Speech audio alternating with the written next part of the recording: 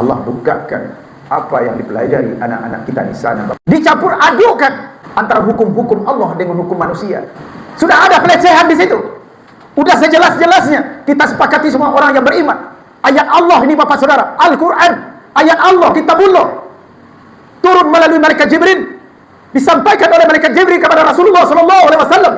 Nazala alaikal kitab bil haqqi musaddiqan lima baina yadayhi wa anzala at-taurat wal injil min qablu hudan lin-nasi wa anzala al-furqan. Katanya guru besarnya, inilah adalah hasil karyanya Muhammad. Kan pelecehan namanya itu. Hanya profesor doktor mengaku yang seperti itu. Hebat pesantren Zaitun itu. Akan ada pemikiran-pemikiran yang mana yang benar itu salah, yang salah adalah benar. Ada beliau, mungkinkah ini yang menamakan? Ada aja wajahnya berkedok seperti ulama, seperti hatinya hati iblis.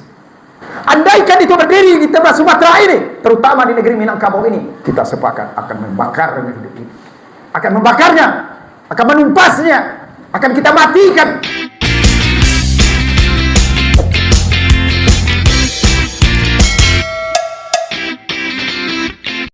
Syukur alhamdulillah, Allah memberikan kita nikmat yang banyak.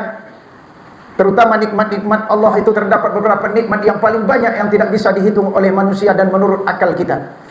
Allah berikan nikmat iman, Allah berikan nikmat ilmu, Allah berikan nikmat umur, Allah berikan nikmat kesehatan.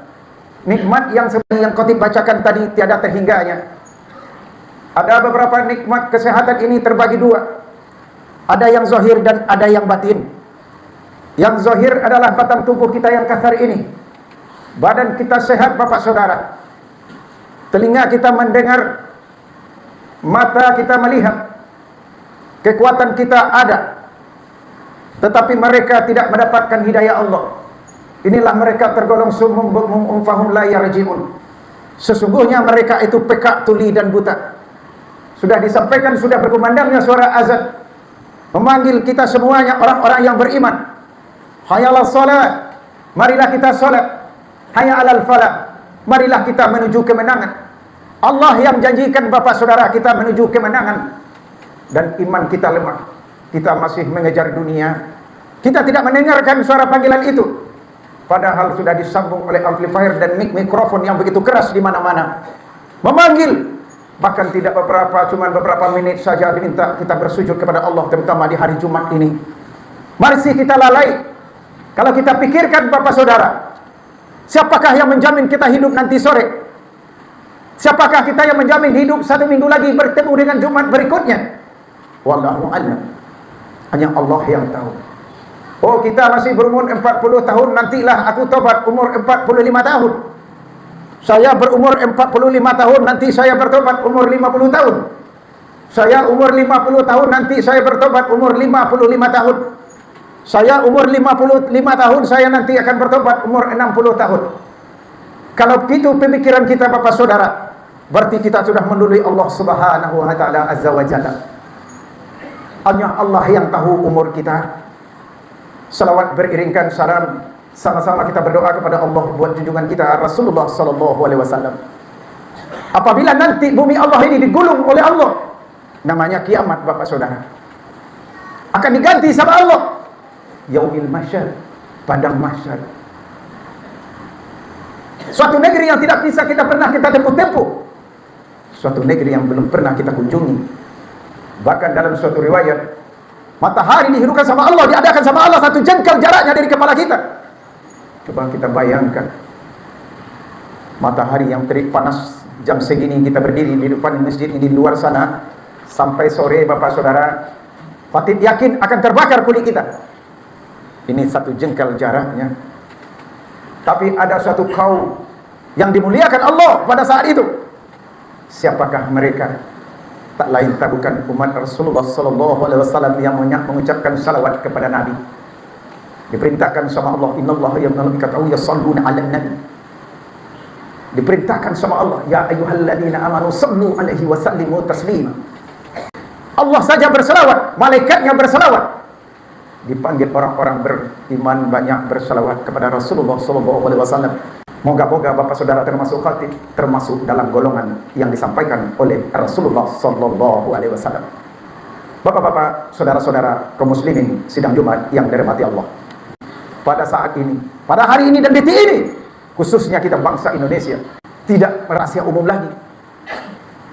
Sudah digemborkan kemana-mana, sudah kita lihat di mana-mana, maupun di media elektronik, mau kita sampaikan dari mulut ke mulut. Bagaimana kita menanamkan akidah kepada anak kita nantinya?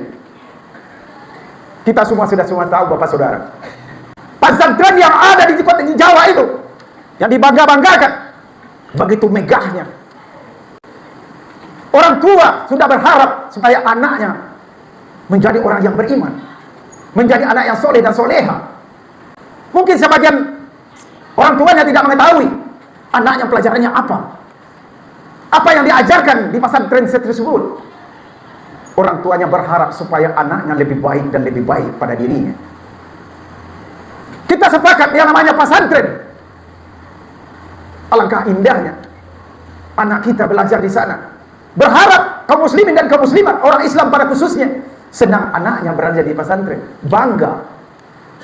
Tapi ini Allah perlihatkan, Allah bukakan apa yang dipelajari anak-anak kita di sana, Bapak Saudara yang Allah muliakan. Dicampur adukan antara hukum-hukum Allah dengan hukum manusia. Sudah ada pelecehan di situ. Udah sejelas-jelasnya kita sepakati semua orang yang beriman. Ayat Allah ini, Bapak Saudara, Al-Quran, ayat Allah, kitabullah, turun melalui malaikat Jibril, disampaikan oleh malaikat Jibril kepada Rasulullah sallallahu alaihi wasallam. Nazala alaikal kitaba bil haqqi musaddiqan lima baina yadayhi wa anzala at-taurata wal injil min qablu hudan lin-nasi wa anzala al-furqan. Allah sampaikan, katanya guru besarnya, inilah adalah hasil karyanya Muhammad. Kan pelecehan namanya itu.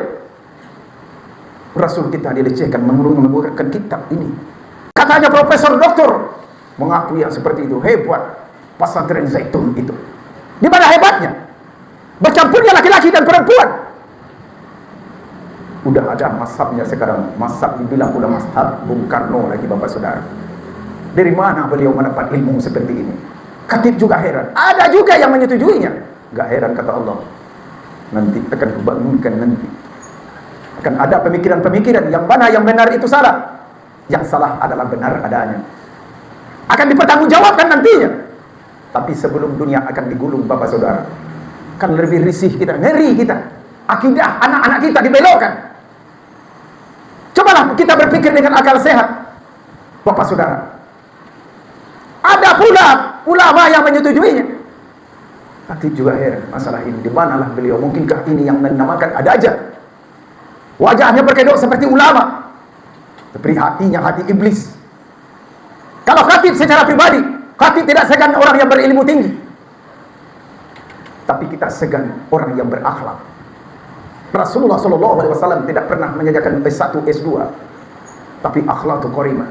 Akhlaknya sangat tinggi. Kalau kita pikir-pikir secara syariah, digabungkan laki-laki dan perempuan dalam hukumnya adalah saudara. Bahkan ada khatib perempuan terjemahan. Di mana dia mendapat dalil seperti ini? Tidak dianjurkan oleh Rasulullah SAW. Bapak-bapak, saudara-saudara yang Allah muliakan. Belum lagi yang tersembunyi, belum lagi yang ini yang itunya. Memangnya khatib belum pernah melihat ke sana, tapi kita bisa baca secara umum di media massa. Kita dibelokkan anak-anak didik kita.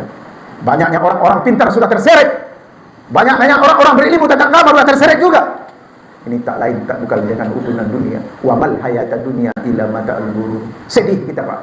Andaikan itu berdiri di tempat Sumatera ini, terutama di negeri Minangkabau ini, kita sepakat akan membakarnya hidup ini.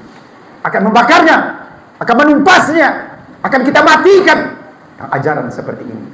Bapak Saudara, kita sepakat. Andaikan di negeri kita yang tercinta ini, terutama Minangkabau, Sumatera Barat, dengan adatnya bersani, syaratnya bersani kitabullah, kita tidak lengah dengan anak kebanyakan kita.